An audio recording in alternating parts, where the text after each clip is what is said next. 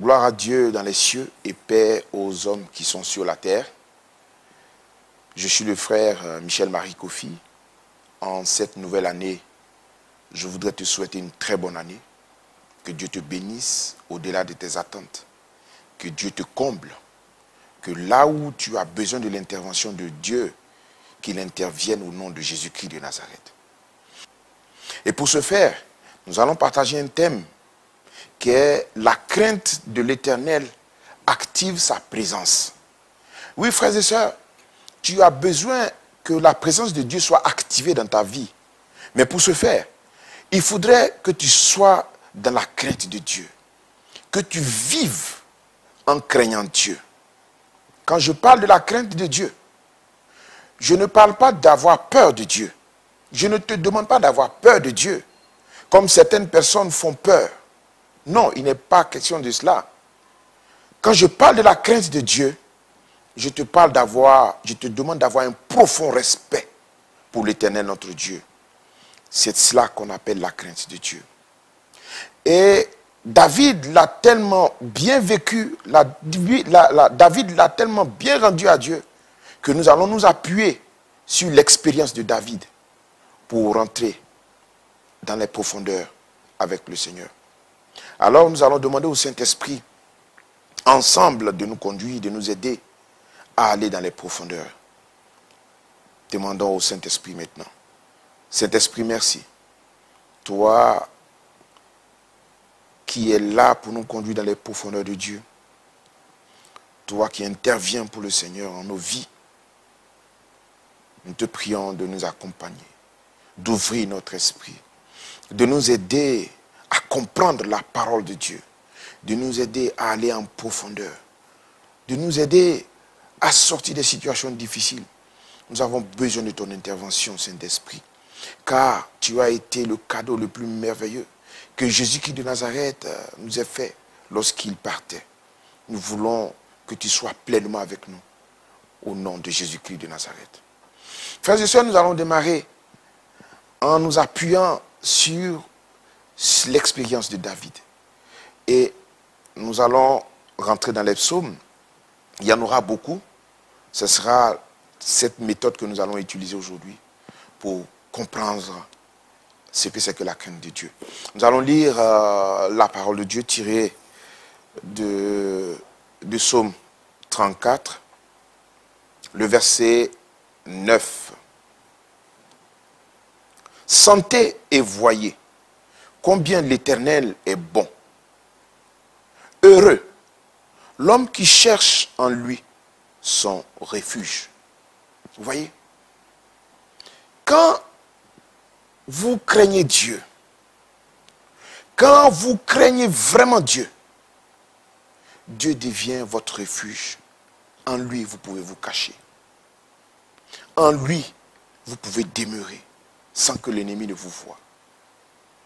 Oui, frères et sœurs, nous avons beaucoup de passages à lire. Alors, nous avons résumé cela pour te permettre de mieux comprendre notre intervention. Alors, nous allons continuer et sois attentif. Le psaume 34, le verset 7. L'ange de l'Éternel campe autour de ceux qui le craignent. Bien-aimés frères, bien-aimés sœurs, l'ange de l'Éternel campe autour de ceux qui le craignent. Vous voyez, quand vous craignez Dieu, l'ange de l'Éternel campe autour de vous. Il campe autour de vous, c'est-à-dire, il vit 24 heures sur 24 à vos côtés. Il vous suit comme votre ombre, dans le but de vous sauver, de vous préserver. Il est arraché au danger. Dieu vous arrache de tout danger quand vous le craignez. Frères et sœurs, c'est une chose merveilleuse. C'est merveilleux de craindre Dieu. Continuons avec le psaume de David. Le psaume 112, le verset 1 à 2. Louez l'Éternel.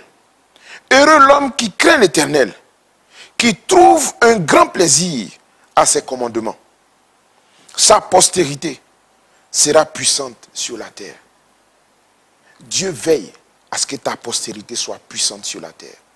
Quand tu le crains, il fait en sorte que les enfants de tes enfants soient craints sur la terre.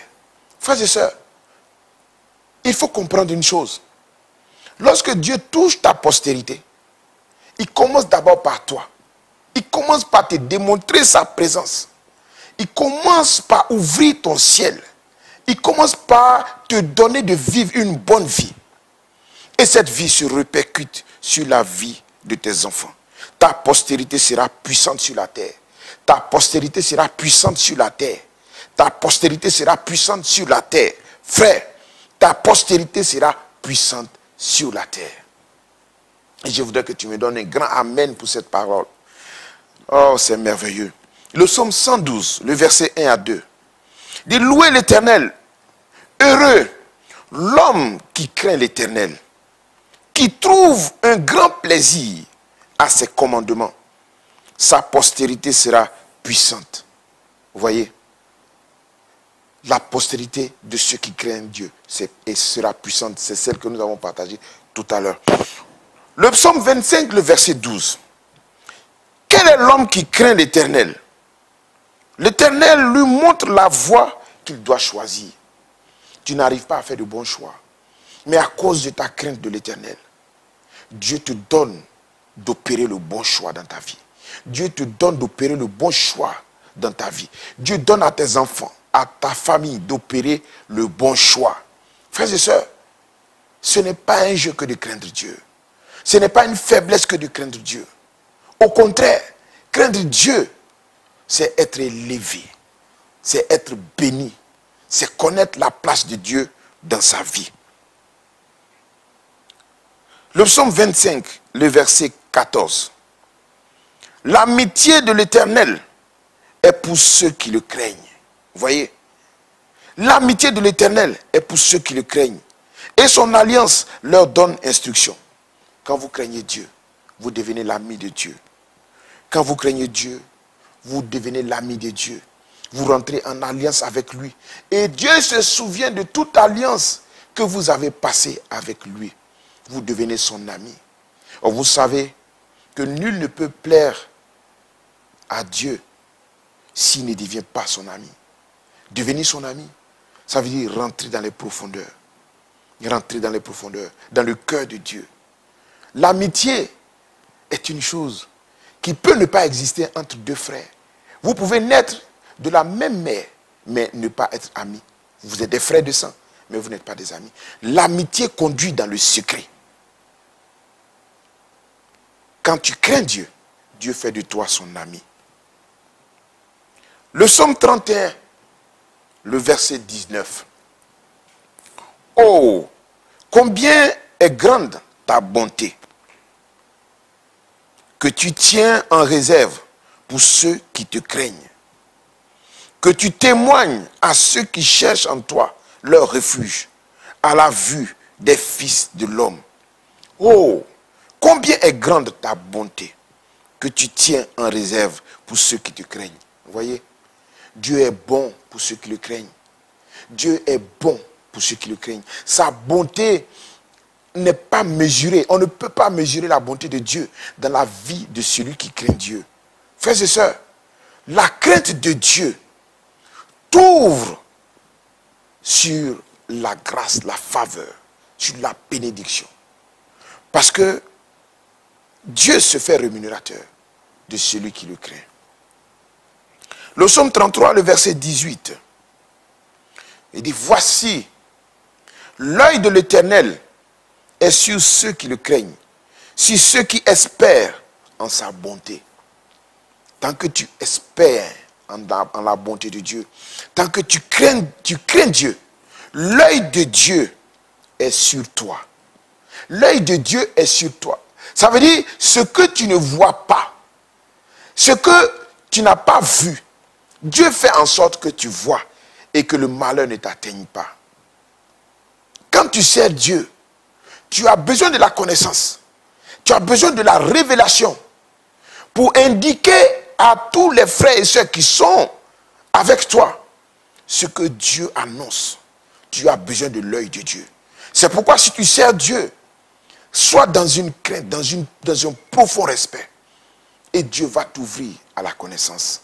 Quand je parle de la connaissance, je veux parler de la révélation. Frères et sœurs, sans la révélation, il n'y a pas de délivrance. Or, la délivrance permet aux enfants de Dieu de vivre une bonne vie. La crainte de Dieu nous donne de pouvoir atteindre cet objectif. Le psaume 103, le verset 11. Mais autant les cieux sont élevés au-dessus de la terre, autant sa bonté est grande pour ceux qui le craignent. Vous voyez, celui qui craint Dieu, Dieu se fait toujours rémunérateur de celui qui le craint. Mais autant les cieux sont élevés au-dessus de la terre, autant sa bonté est grande. Sa bonté est grande dans ta vie. Quand tu imagines les cieux et la terre, la distance entre les cieux et la terre, personne, aucun humain ne le connaît. Dieu dit sa bonté est comme cela dans ta vie quand tu le crains. Autrement dit, elle se répercute sur ta postérité, sur tes enfants, les enfants de tes enfants, jusqu'à je ne sais combien de générations, à cause de ce que tu crains l'Éternel. Psaume 103, le verset 13. Comme un père a compassion de ses enfants, l'Éternel a compassion de ceux qui le craignent. Vous voyez, la compassion. Si vous n'êtes pas compatissant, si vous n'avez pas la compassion, si vous n'avez pas un cœur de compassion, vous ne pouvez pas devenir lumière du monde. Vous ne pouvez pas être sel de la terre. Vous ne pouvez pas apporter votre contribution à l'œuvre de Dieu. Vous ne pouvez pas intervenir dans la vie de quelqu'un. Vous ne pouvez pas soutenir quelqu'un. Vous ne pouvez pas aider quelqu'un. Parce qu'il n'y a pas la compassion en vous. Et cette compassion est déclenchée par la présence de Dieu, par la crainte de Dieu. Frère, lorsque tu crains Dieu, tu ouvres toi-même ta vie à l'intervention de l'Éternel. Dieu intervient à tous les niveaux de ta vie à cause de ce que tu le crains. La bonté de l'Éternel dure à jamais pour ceux qui le craignent. Psaume 103, le verset 17. La bonté de l'Éternel dure à jamais pour ceux qui le craignent. Et sa miséricorde pour les enfants de leurs enfants. Dieu pardonne à tous ceux qui le craignent. La bonté de l'Éternel dure à jamais. C'est-à-dire quand Dieu te donne, Dieu ne te reprend pas ce qu'il t'a donné. Il te bénit au-delà de tes attentes. Il ouvre ta vie à la bénédiction, à la grâce. Il ouvre ta vie à ce que tu n'as pas imaginé. À ce que tu n'imagines même pas. Dieu te fait goûter à cela. À cause de la crainte que tu as pour lui. Sa miséricorde pour les enfants et leurs enfants. Sa miséricorde pour ta postérité. Sa miséricorde pour tes enfants. Sa miséricorde pour les enfants de tes enfants. Frères et sœurs, la crainte de l'Éternel est une grâce pour nous. Vivons dans la crainte de Dieu. Le psaume 115, le verset 13.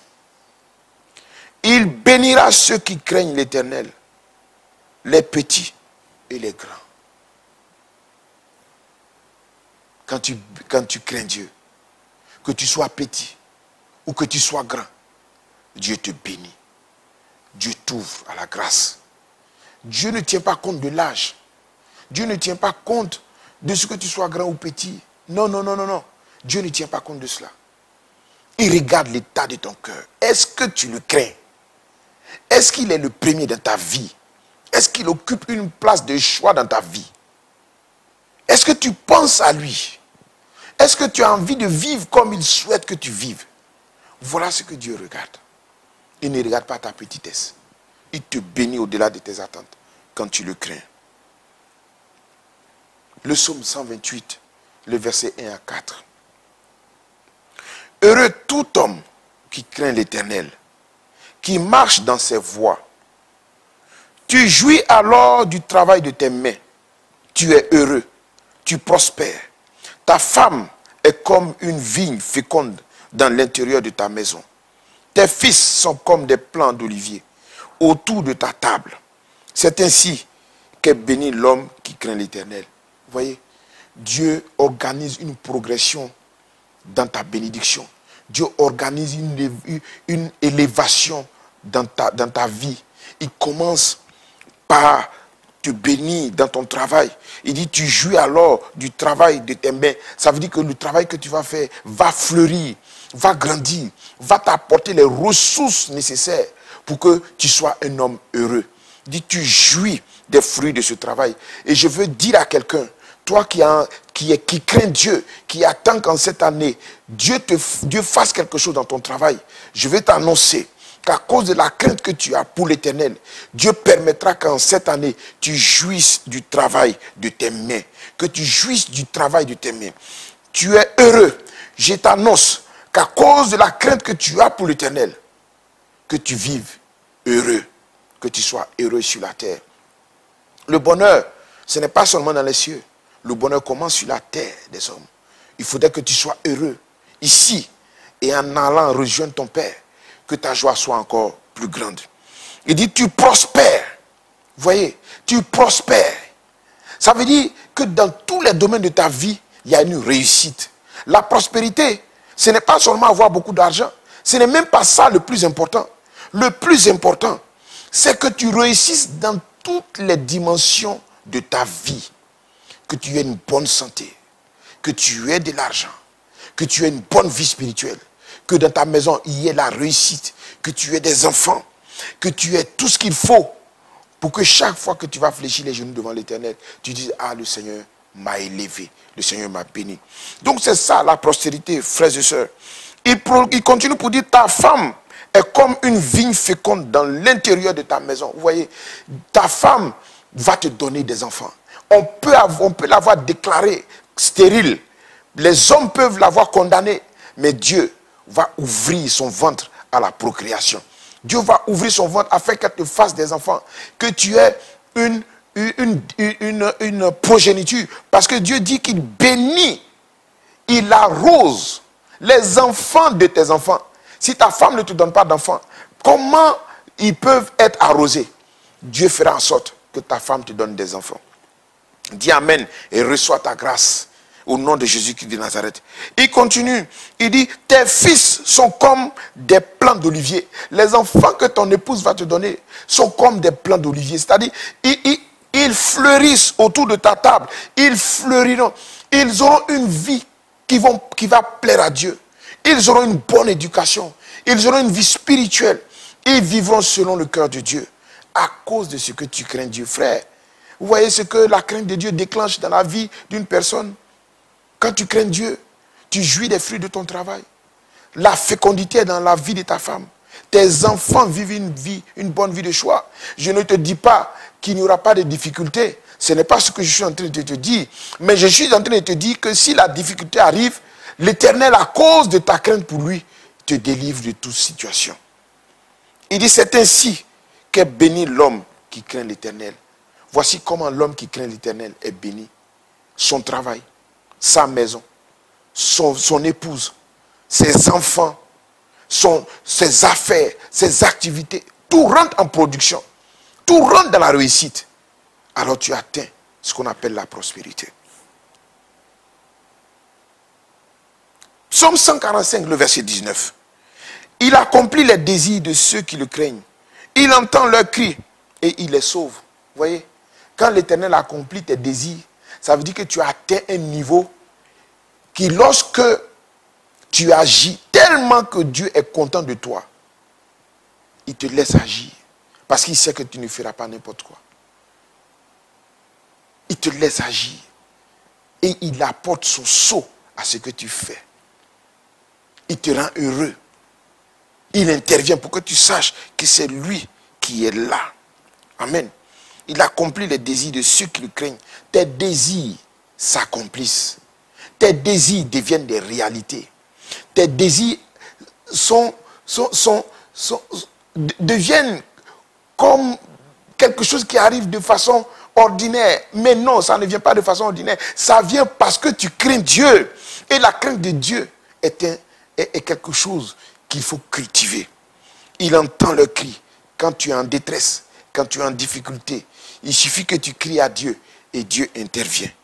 Et il les sauve. Il te sauve de toute situation. Il te sauve de toute situation. Quelle que soit la situation dans laquelle tu te trouves, Dieu est capable de te sauver à cause de ta crainte pour lui. Frères et sœurs, cultive la crainte de Dieu. Cultive profondément la crainte de Dieu. Proverbe chapitre 10, verset 27. La crainte de l'Éternel augmente les jours. Alléluia. Oh, j'aime cette parole. J'aime Dieu. La crainte de l'Éternel augmente les jours. Ça veut dire que personne ne peut te programmer à la mort. Tant que tu crains Dieu, tes jours augmentent. La longévité s'installe dans ta vie. Et je vais annoncer sur ta vie, toi qui crains l'Éternel, que tu vives comme Abraham a vécu, que tu vives même au-delà, que tu démontres sur la terre des hommes que à cause de la crainte de Dieu, il y a eu des jours de plus sur ta vie. Frères et sœurs, lisons entre les lignes. Lorsque Dieu dit que lorsqu'on le craint, nos jours sont augmentés, ça veut dire que si tu ne le crains pas, il y a une régression sur le nombre de tes jours. Donc je te conseille de cultiver la crainte de l'Éternel. Proverbe chapitre 14, le verset 26. Celui qui craint l'Éternel possède un appui ferme et ses enfants ont un refuge auprès de lui. Vous voyez, tu possèdes un appui ferme. C'est-à-dire Dieu devient le roc de ta vie. Dieu devient le roc de ta vie. Le roc, c'est la pierre la plus solide sur laquelle, quand tu es appuyé, tu ne peux pas dégringoler. Tu ne peux pas tomber. Dieu devient ton appui ferme. C'est-à-dire qu'il te soutient à 100% dans tout ce que tu vas faire. Et tes enfants, on retrouve leur refuge auprès de lui. Tes enfants peuvent se cacher auprès de Dieu à cause de ta crainte de l'Éternel. Parce qu'il devient le socle, il devient l'appui de ta vie à cause de ce que tu le crains. Et tes enfants profitent de cet appui. Lorsqu'il y a une situation difficile, ils rentrent auprès de Dieu pour se cacher. Dieu vient les chercher pour les cacher, afin que rien ne leur arrive. Oh Éternel, merci pour ta grâce. Proverbe chapitre 14, verset 27. La crainte de l'Éternel est une source de vie pour détourner des pièges de la mort. Tu vois, lorsque la mort est dans ta vie, lorsque la mort veut t'emporter, à cause de ce que tu crains Dieu, il te détourne de la mort. Il ôte la mort de ta vie. Il chasse la mort de ta vie, de ton travail, de tes activités. Dieu fait en sorte que la mort n'atteigne pas ta vie. Quand je parle de la mort, je parle de la mort spirituelle, de la mort physique, de la destruction de tous tes biens, de tes revenus, de tout ce qui est autour de toi qui te permet de vivre une bonne vie. C'est de tout cela que je parle. Donc, Dieu te détourne des pièges de la mort. Frères et sœurs, je prie qu'en cet instant où tu m'écoutes, où tu m'entends, que Dieu détourne tout piège de la mort de toi au nom de Jésus-Christ de Nazareth, qu'il t'éloigne de tout ce qui est esprit de mort, qu'il t'éloigne de tout ce qui est assèchement, qu'il t'éloigne de tout ce qui est en train de te détruire, qu'il t'éloigne de cela au nom de Jésus-Christ de Nazareth. Proverbe chapitre 15, verset 33. La crainte de l'Éternel enseigne la sagesse et l'humilité précède la gloire. Vous voyez? La crainte de l'Éternel enseigne la sagesse et l'humilité précède la gloire. Dieu te prépare à une grande gloire. Dieu t'enseigne la sagesse pour que tu ne te perdes pas. C'est pourquoi, lisez Proverbe chapitre 14, verset 1. La parole de Dieu est claire. Il dit, une femme insensée détruit sa maison. Mais une femme qui a la sagesse fait grandir sa maison. La sagesse te donne de faire grandir ta maison. La sagesse te donne de faire évoluer tout autour de toi. Et quand tu as la sagesse, Dieu fait en sorte que l'humilité soit avec toi pour que sa gloire dans ta vie soit on ne peut plus grande. Vous voyez, c'est formidable de vivre une vie dans la crainte de Dieu. Proverbe chapitre 16, verset 6. Par la bonté et la fidélité, on expie l'iniquité. Et par la crainte de l'Éternel, on se détourne du mal. Vous voyez, quand tu crains Dieu, tu n'as pas d'autre choix que de te détourner du mal. Parce qu'en toi, le Saint-Esprit vit en toi. Le Saint-Esprit va déployer tout l'arsenal pour que tu t'éloignes de tout ce qui est mal. Même s'il arrive par extraordinaire que tu chutes, le Saint-Esprit fera en sorte que tu te relèves et que tu te confesses. Bien-aimés frères, bien-aimés sœurs, Proverbe chapitre 19, verset 23. La crainte de l'Éternel mène à la vie, et l'on passe la nuit rassasié sans être visité par le malheur. Vous voyez, quand tu crains Dieu, tu mènes la vie de Dieu. Quand tu crains Dieu, tu mènes la vie de Dieu. Et la vie de Dieu est une vie éternelle. Et l'on passe la nuit rassasié. C'est-à-dire, rien ne te manque sans être visité par le malheur. Le malheur ne te visitera pas. Dis Amen. Le malheur ne te visitera pas. Dis Amen. C'est pourquoi, bien-aimés frères, bien-aimés sœurs, je voudrais t'inviter, t'exhorter à vivre une vie qui plaise à Dieu, à vivre la crainte de l'Éternel. La crainte de l'Éternel, je te dis, ce n'est pas avoir peur de Dieu, mais c'est respecter Dieu dans toute sa plénitude, dans toute sa dimension. Ce que Dieu veut, c'est que tu respectes ses commandements, que tu obéisses à cela. Ce que Dieu veut, c'est que tu laisses ton cœur être phagocyté par lui. Ce que Dieu veut, c'est que tu vives une bonne vie. Mais tu ne pourras pas vivre une bonne vie si tu ne crains pas Dieu. Et je voudrais terminer par Proverbe chapitre 22, verset 4. Le fruit de l'humilité, de la crainte de l'Éternel, c'est la richesse, la gloire et la vie. Vous voyez, quand vous craignez Dieu, vous devenez humble. Et les fruits de l'humilité, vous voyez, vous devenez riche. Vous devenez riche dans toute la dimension de votre vie. Quand je parle de richesse à tous les niveaux. La gloire et la vie sont en vous. Frères et sœurs, ne néglige pas la crainte de Dieu. La crainte de Dieu, c'est de cela que tu as besoin pour vivre une bonne vie. Je voudrais te conduire dans la parole de Dieu, dans les profondeurs de la méditation. Frères et sœurs, n'oublie pas que la parole de Dieu, c'est de là que vient la vie. Et tu la reçois en abondance. Lorsque tu es quelqu'un qui est familier à la parole de Dieu, tu commences à rentrer dans la crainte de l'Éternel. Et Dieu se fait le plaisir de t'élever, de changer ta situation, de te faire profiter des fruits de ton travail, d'ouvrir le ventre de ton épouse, d'ouvrir l'intelligence sur la vie de tes enfants, d'ouvrir ta porte à l'élévation, de remplir tes greniers. Frère, peut-être que tu n'as pas bénéficié d'un certain nombre de faveurs de la part de Dieu. Je dis, ne baisse pas les bras. Ne recule pas et ne fléchis pas. Change ta dimension. Change ta façon de vivre. Crains Dieu. Rentre dans les profondeurs. Lis la parole. Médite tous les passages que je viens de te donner. Tu comprendras que la plénitude se trouve dans la crainte de Dieu. Beaucoup de gens sont passés à côté. Beaucoup de gens vivent des situations difficiles. Ils se plaignent à longueur de journée. Mais c'est simple. Tu ne crains pas Dieu. Tu fais ce que tu veux. Tu vis comme tu veux. Tu fais ce que ton cœur te dit. Mais comment tu peux vivre dans la crainte de Dieu? Dieu a fixé des limites dans notre façon de marcher avec lui. Vis comme Dieu a dit. Vis comme Dieu t'a demandé. Et tu verras sa gloire. Bien-aimés frères, bien-aimées sœurs, je voudrais que nous puissions prier ensemble afin que Dieu ouvre quelque chose dans notre vie. Et tu vas prier avec moi. Père, je te dis merci pour cette parole que je viens d'entendre. Pour tous ces passages que je viens d'enregistrer. Donne-moi de pouvoir vivre une vie qui te plaise. Donne-moi de vivre une vie dans la crainte. Donne-moi de pouvoir être un enfant selon ton cœur.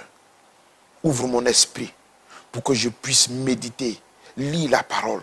Ouvre mon esprit pour que je puisse aller jusqu'à ne pas abandonner la prière. Donne-moi de pouvoir entrer dans les profondeurs. Ouvre ta présence à mon cœur et laisse-moi te toucher. Laisse-moi te toucher, Père. Change ma vie. Change toutes les conditions. Donne-moi de rentrer dans une nouvelle alliance avec toi. En cette nouvelle année. Ô Éternel, je veux vivre la plénitude avec toi. Merci de m'assister. Merci de ne pas me laisser tomber. Oui, ne me laisse pas tomber, Père. Ne t'éloigne pas de moi. Ne m'abandonne pas. Mais donne-moi de pouvoir vivre avec toi. Dans le nom de Jésus-Christ de Nazareth. Amen.